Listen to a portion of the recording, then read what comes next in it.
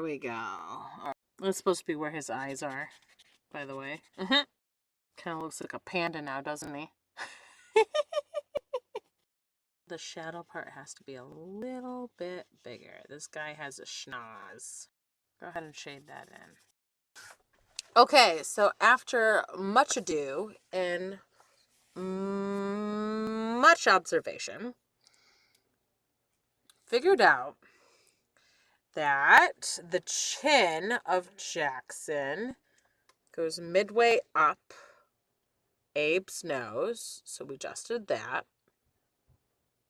Okay. The lips of Jackson, so I'm pretty sure it's Jackson, lines up with Abe's brows, so we got that. Okay. The eyes of Jackson line up along Abe's hairline. So these have to be lifted just a hair.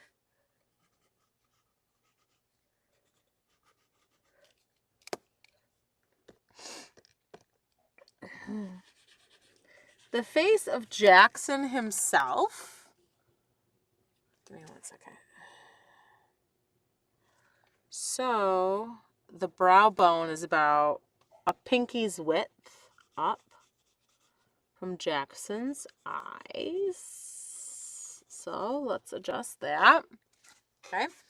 Jackson's face is too skinny. So if we were to take Jackson's face and hair and measure the width of it, it would be close to the size of Abe's face, not including his hairline, obviously. So Jackson literally needs to be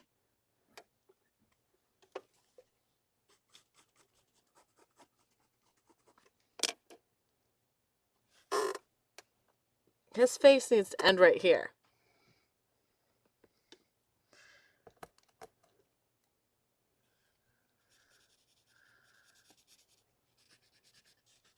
We're dealing with a natural phenomenon where the human brain tries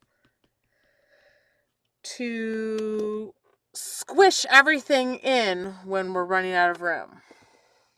So Jackson's face from here to here should be close to one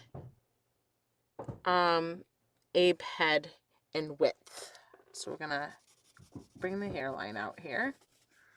Okay. We are gonna keep his chin and his cheekbone.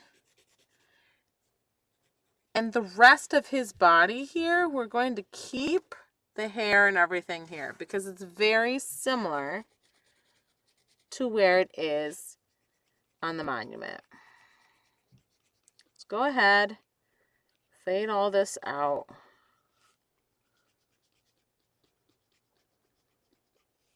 So we have the proper proportions, okay?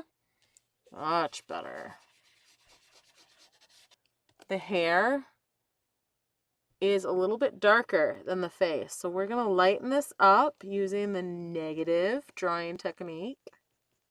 So this area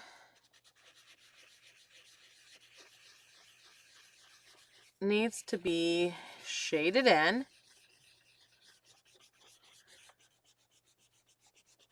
Because this is his cheekbone here.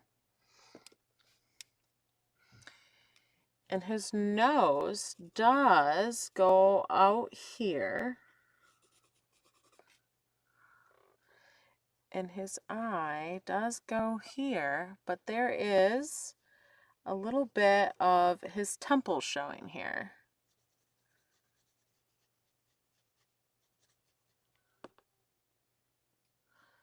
Go ahead and put in his brow. Okay.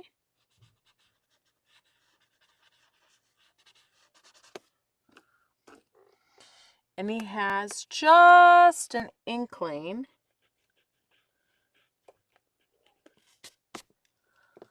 right here of his eye showing.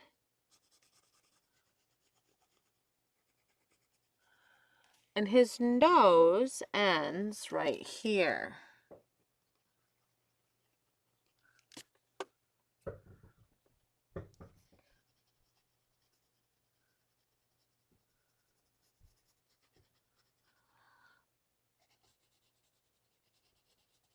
We're going to chisel his nose out.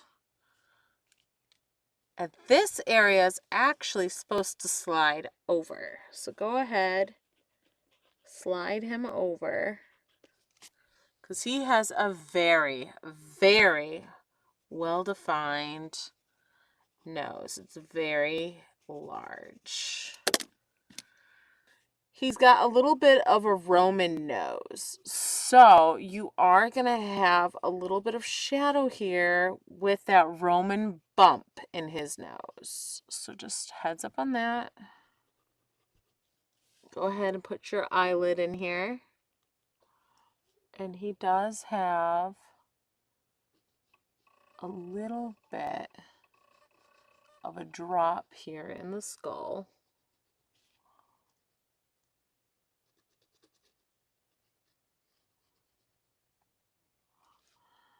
And it keeps going up and up and up. Very large forehead.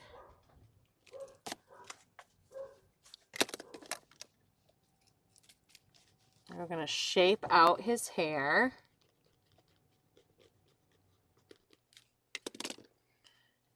Smudge out this area so it fills in nicely.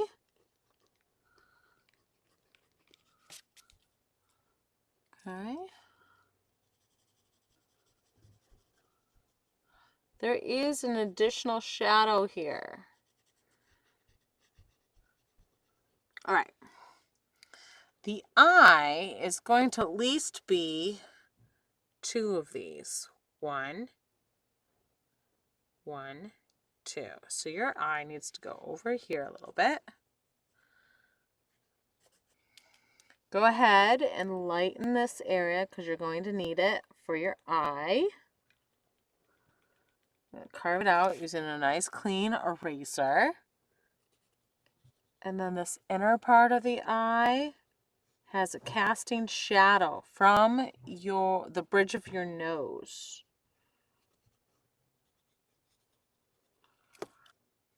All right, so let's kind of get these shadows in the hair.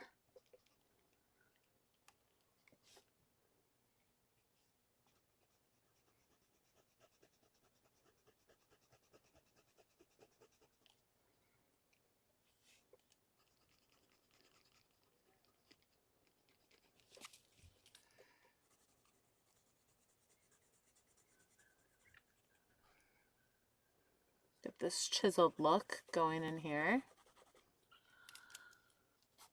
There's some planes of rock here that we need to consider.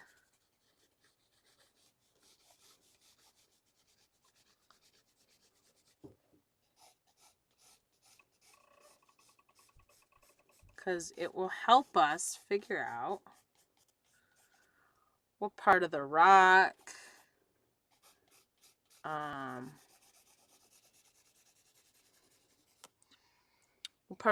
go, like the face of the rock, like what direction it goes. Kind of give us a referencing point. There's a dark part of the rock here that we need to